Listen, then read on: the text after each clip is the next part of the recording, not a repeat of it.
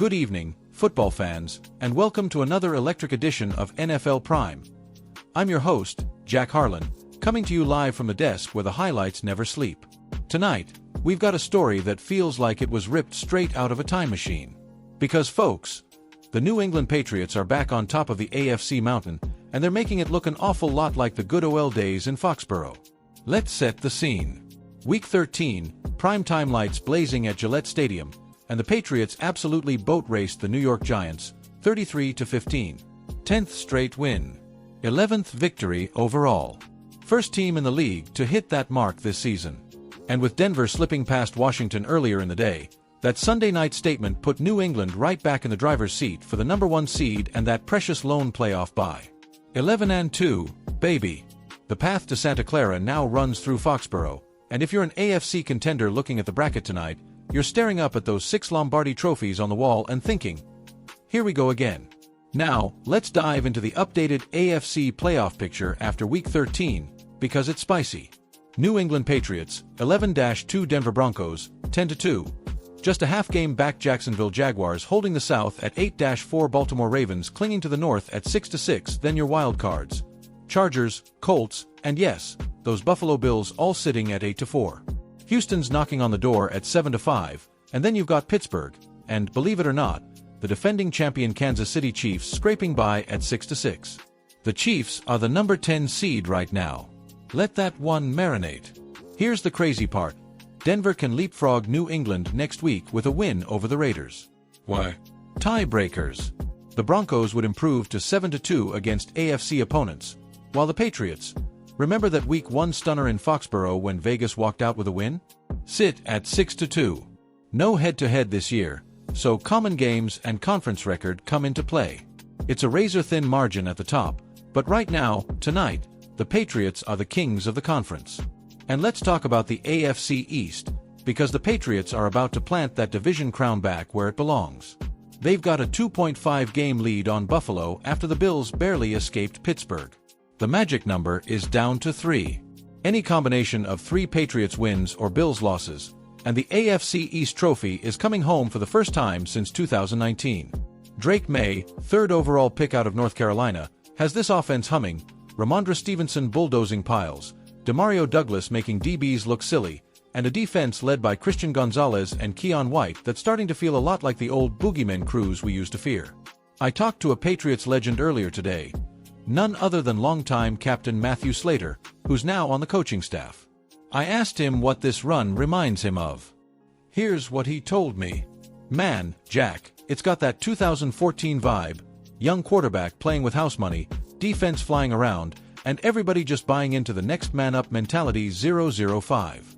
Now, let's flip the script across the country to Philadelphia, because there's a reason the Cowboys' win over the Eagles is sending shockwaves through the entire NFL, and especially to a certain team in Kansas City. Dallas went into Lincoln Financial Field and left with a 27-20 victory that not only kept the NFC East race red-hot, but it knocked the Eagles down to the number 5 seed in the NFC. That means, right now, Philly would have to go on the road in the wild card round. And if the season ended today, their opponent? The red-hot Detroit Lions. Jalen Hurts and that explosive offense with A.J. Brown, Devonta Smith, and Saquon Barkley, they're still 10-3, still one of the most talented rosters top to bottom in the league. But losing the head-to-head to Dallas means the Cowboys currently control their own destiny for the division and potentially a top 2 seed. And here's why Chiefs fans should be sweating. Kansas City is barely hanging on at 6-6. Patrick Mahomes is doing Patrick Mahomes things, but the supporting cast has been decimated by injuries and drops. If the Chiefs miss the playoffs, something that seemed impossible 2 years ago, we could be watching the end of a dynasty as we know it. Back to New England, though, because this isn't just a hot streak, this feels sustainable. Drake Maye has thrown 18 touchdowns and only 5 picks during this 10-game win streak. The offensive line, rebuilt through the draft, is mauling people. And Steve Belichick, yes, that Belichick, calling the defense? They're top 5 in points allowed since Week 6. Let me take you back for a second, because history matters here. The last time the Patriots started 11-2. 2019, Tom Brady's final year in New England. The time before that, 2017, on their way to Super Bowl III, against these very same Philadelphia Eagles. Nick Foles, the Philly special, the underdog masks. We all remember where we were that night. And yes, these two franchises have now met in 2 Super Bowls. XXXX in Jacksonville when Corey Dillon and Deion Branch helped Brady get number 3, and then the rematch 13 years later when Foles outdueled the GOAT. Could we be on a collision course for a third? Stranger things have happened.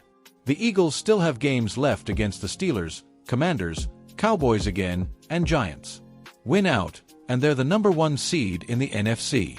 The Patriots still have Buffalo, the Chargers, and close with the Bills again. Win the next 2, and they can clinch the 1 seed before Christmas. One fictional but very believable quote making the rounds on X tonight from an anonymous Patriots veteran. We're not trying to be the old Patriots. We're trying to be the new standard. Ladies and gentlemen, the AFC playoff race is a street fight, the NFC is pure chaos, and 2 of the league's marquee franchises, the Eagles and the Patriots, are reminding everyone why their colors still strike fear across the league. So buckle up. Rest up during the bye week if you're a Pats fan, and Eagles fans. Circle that December 21st rematch with the Commanders, because everything is still on the table. This is Jack Harlan saying, the road to Super Bowl 60 in New Orleans is going to be wild, and right now, it might just run through the city of brotherly love, or the town that taught us what a dynasty really looks like. We'll see you next week, same time, same channel. Until then, keep those terrible towels and those dog masks ready, because football is back, baby.